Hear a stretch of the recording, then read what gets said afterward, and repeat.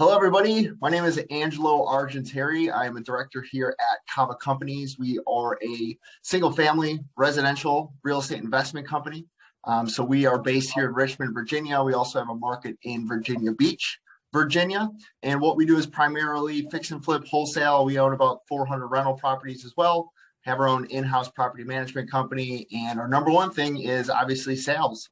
So been working with Marcy Lucas for about 3 years now, over 3 years, using sales development expert in what we call here at Cava the Rocky Assessment to hire some top sales folks. We've had some great success over the years.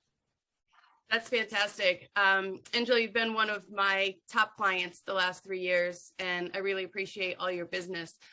Going back 3+ years, what was the reason you more or less chose sales development expert over all of the other sales hiring companies that are out there? I step back and then I'll go forward. So my career started off as an executive with a headhunting firm up in New York. We were hiring a bunch of finance roles, a ton of construction roles. And then when I moved here to Richmond to work for Cava Companies, I brought with me some of the assessments that we were utilizing at the previous firm. So we were using predictive index. We're using an assessment called the PSP. And what I realized quickly that the company was lacking was a sales assessment. So one that really dove into all of the details that go into sales. So coachability, closing, farming, CRM management, those types of things. All the other assessments, they were great from a behavioral perspective. Hey, will this person be able to go into a sales role and not only succeed, but also long-term, are they going to be able to sustain that sales role? So we had the behavioral part down. What we were missing was the nitty-gritty sales assessment that dove really deep into the details, and also one that, okay, if we get an assessment back and 3/4 of the assessment are great and the other quarter isn't so great, what's the roadmap? What's the training plan? What's the management plan to get that person up to speed as quickly as possible? And the sales development expert, or Rocky assessment as we call it, really fit the bill for all of those needs that we were looking for. That's fantastic. And how many acquisition managers have you hired in the last 3+ years we've been working together? I believe it's in the, I lost count. I was trying to look it up before the meeting. I believe it's in the just shy of 10, and we've actually only lost one.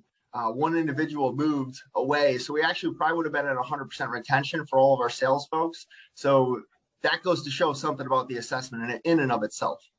How many people do you know, and I should know this, so my apologies, have you assessed in the last 3 years? Oh, it's well in the hundreds, I will say that. And it's really funny because the success ratio of folks going through our other behavioral assessments is really high. And then when they hit the Rocky assessment, it falls off like a cliff. So what that does for us, I mean, time is valuable, right? Time is of the essence, I would say, in our company.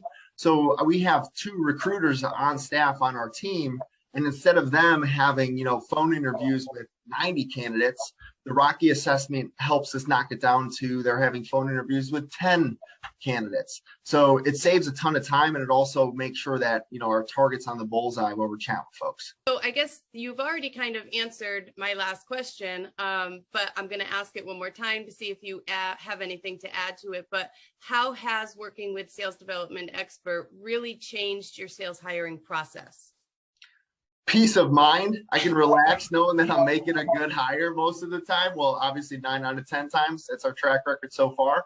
So really, as I had mentioned before, we are missing that heavy sales assessment piece.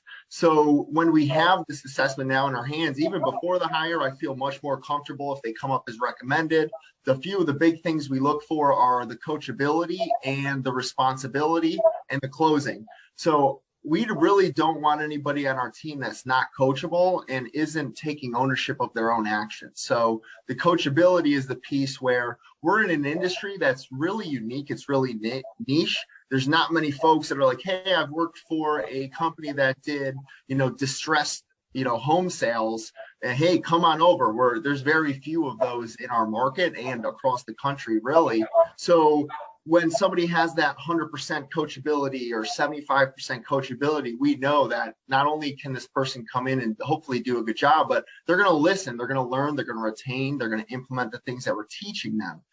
That's number one. Number two is the responsibility piece. It's very easy for any salesperson to be good at sales, but then when they're having a trough month, as I call it, the lows are in, they're not getting many deals, not many contracts. Oh, the leads stink. Oh, the team stinks. Oh, closing's not doing their job. That's what a person with low responsibility would say.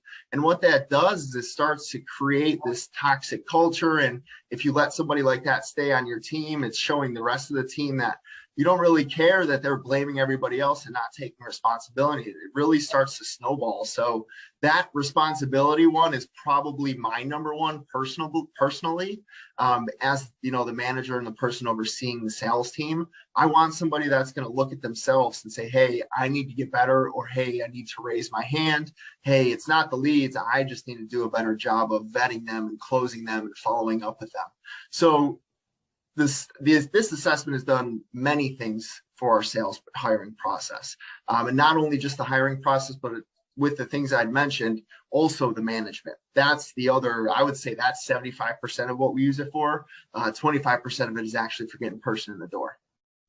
That's awesome. Awesome to hear. So being able to customize your role specifications for each position you're looking to hire was pretty key for you. Yeah, I still remember that conversation, Marcy, probably 2 months into the Rocky. So what we did was we had hired 2 folks and they came in. They were great. They're still with us. They're doing well. But I noticed, I'm like, hey, there's a few things in here that I'm sensing that the score should have been a little lower and they're a little bit higher on the results. So I remember picking up the phone. I talked to you. I remember I was at a conference down in Florida. I remember the exact spot I was sitting in. I was sitting next to Frank Cava, our CEO, and we were hashing it out. And you hopped on a call with us the next day over Zoom. We changed some tweaks and we haven't had to touch it since. It's been dead on ever since. So that was huge. You're right. Tweaking the position. It was a radical change for us. That's awesome. Awesome to hear. Well, thank you so much for spending just a few minutes with me this morning. I really appreciate your time. I know how busy you are, and I appreciate your longevity with sales development expert and me. So thank you so much, Angelo. Likewise, Marcy. Thanks for all you do. Thank you.